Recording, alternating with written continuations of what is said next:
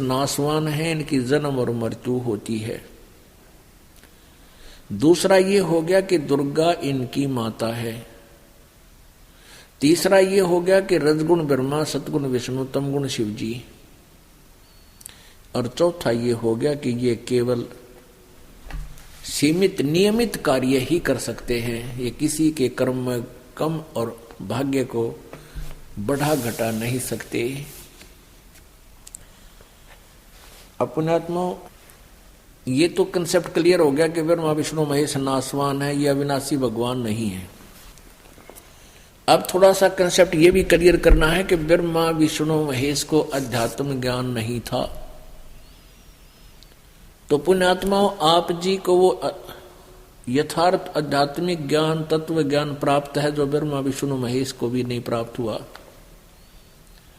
और इन कलयुग के ऋषि महर्षियों और इन नकली संतों पंथों को, ये नकली पंथ सतलोक की महिमा गांव और कह कहेगा पता नहीं, इनको तो ज्ञान स्वप्न में भी नहीं हो सकता। ऐसे महान आत्माओं ब्रह्मा विष्णु महेश जैसी आत्माओं को भी इस काल ने भ्रमित कर रखा है, तो आप और हमारी क्या बुनियाद थी। ये तो सतगुरु आए दया करी, ऐसे दीन दयाल। ये तो परमेश्वर आए स्वयं, उन्होंने रजा बख्शी हमारे ऊपर। तो ये देखिएगा, अब देखिएगा यही देवी भागवत, इसके प्रश्न नंबर 28-29 में क्या स्टेटमेंट है ब्रह्मा और विष्णु की। पहला स्कंद देवी भागवत प्रश्न नंबर 28। अब नारद जी और Vyas ji is the writer of Vedas and Purana and Gita ji. और ये नारद जी तो पूछे है, इसको भी ज्ञान नहीं, लेकिन काल प्रेरणा से काल भगवान ने इसमें प्रवेश करके ये लिख दी न्यों जो वार्ता जिसकी जैसी हुई थी। नारद जी ने कहा, महाभाग व्यास जी, तुम इस विषय में जो पूछ रहे हो ठीक यही प्रश्न मेरे पिताजी ने भगवान श्री हरि से किया था।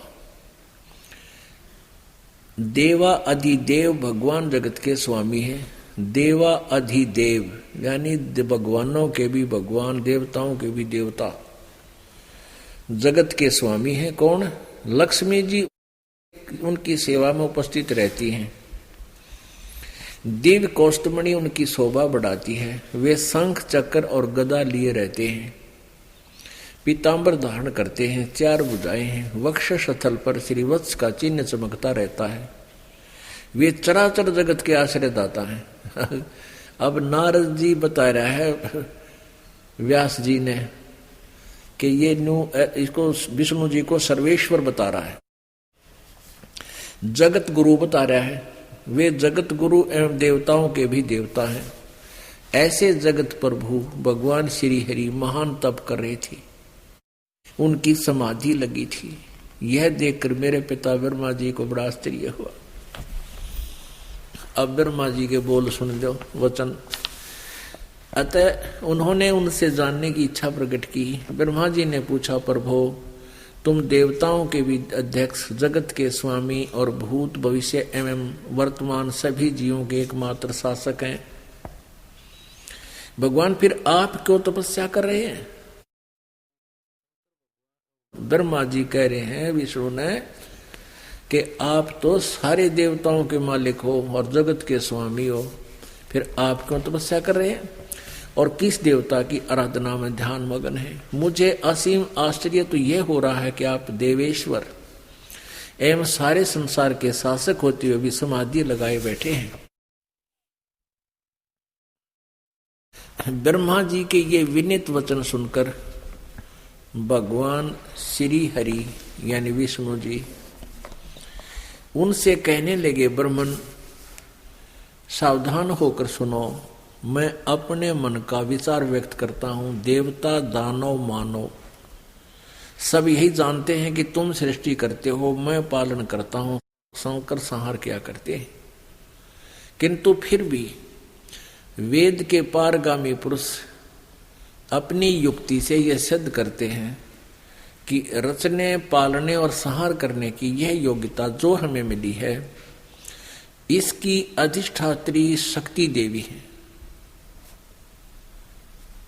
यानी वो ही मालिक है। वे कहते हैं कि संसार की सृष्टि करने के लिए तुम में राजसी शक्ति का संचार हुआ है, मुझ में सात्विक शक्ति मिली है और रुद्र में तामसिक शक्ति का आविर्भाव हुआ है। अब क्या बताते हैं कि मैं सदा तप करने में लगा रहता हूं। सुवर्त प्रत्यक्ष और परोक्ष दोनों उदाहरण में तुम्हारे सामने रखता हूं, सुनो। यह निश्चित है कि उस शक्ति के अधीन होकर ही मैं इस शेषनाग की सैया पर सोता और सृष्टि करने का अवसर आते ही जाग जाता हूं। मैं सदा तप करने में लगा रहता हूं, उस शक्ति के शासन से कभी मुक्त नहीं रह सकता। कभी अवसर मिला तो लक्ष्मी के साथ सुखपूर्वक समय बिताने का सौभाग्य प्राप्त होता है। मैं कभी तो दानों के साथ युद्ध करता हूँ। अखिल जगत को भय पहुंचाने वाले दैत्यों के विकराल शरीरों को शांत करना मेरा परम कर्तव्य हो जाता है। ये 29 पृष्ठ पढ़ रहे हैं हम। मुझे सब प्रकार से शक्ति यानी दुर्गा के अधीन होकर रहना पड़ता है। उन्हीं भगवती शक्ति का मैं निरंतर ध्यान किया करता हूँ। ब्रह्मा जी, मेरी जानकारी में इन भगवती शक्ति से बढ़कर दूसरे कोई देवता नहीं। अब ये आध्यात्मिक नॉलेज, आध्यात्मिक ज्ञान है विष्णु जी का कि मैं दुर्गा से ऊपर कोई भगवान नहीं जानता, इससे ऊपर कोई भगवान है को नहीं। अब पुण्यात्माओं, ये ज्ञान है श्री विष्णु जी, श्री ब्रह्मा जी, श्री नारद जी और श्री व्यास जी का। वो तो कह रहे हैं कि विष्णु जी सर्वेश्वर महेश्वर, सारा जगत के स्वामी, देवताओं के भी देवता। और विष्णु जी कह रहे हैं कि मैं तो दुर्गा का ध्यान करता हूँ, उसी का ध्यान लगाता हूँ, और मेरे आध्यात्मिक ज्ञान में दुर्गा से ऊपर कोई भगवान को नहीं और कोई देवता पूज्य नहीं है, मैं इसी की पूजा करता हूं। अब दुर्गा कहती है हिमालय को ज्ञान देते समय, दुर्गा हिमालय राजा को ज्ञान देते समय कहती है कि राजन, केवल एक ब्रह्म की पूजा करो, उसका ओम नाम है, और सब बातें त्याग दो और उस परमात्मा, उस ब्रह्म को पा जाओगे, वो ब्रह्म लोक में रहता है। अब दुर्गा कहती है सब बातें छोड़ दो, मेरी पूजा भी त्याग दो और ना करना कुछ भी। अब देखना 7वां स्कंद, ये 7वां स्कंद संक्षिप्त देवी भागवत 562 पृष्ठ पे देवी के द्वारा हिमालय को ज्ञानोपदेश, ब्रह्म स्वरूप का वर्णन, यानी ब्रह्म के विषय में जानकारी दे रही है। श्री देवी जी कहने लगी, पर्वतराज, इस प्रकार योग युक्त होकर मुझ ब्रह्म स्वरूप देवी का ध्यान करे। पहले तो अपना बता रही है, फिर कहती है कि अब कहती है कि उस ब्रह्म का क्या स्वरूप है। यहां तो ये कहती है कि जब मेरी भक्ति करनी है तो उस तरह कर, लेकिन उसे मोक्ष मार्क्स कुछ नहीं होना, ऊपर जो बताइए इसने। फिर कहती है कि उस ब्रह्म का क्या स्वरूप है, यह बतलाया जाता है, जो प्रकाश रूप, सबके अत्यंत समीप में स्थित, हृदय रूप गुहा में स्थित होने के कारण गुहाचर नाम से प्रसिद्ध और महान पद परंपरा अर्थात परंपरा पे है। अब यहां देखो, जो अमृत और अविनाशी तत्व सौम्य, उस वेदने योग लक्ष्य का तुम वेदन करो, मन लगाकर उसमें तन्मय हो जाओ। सौम्य उपनिषद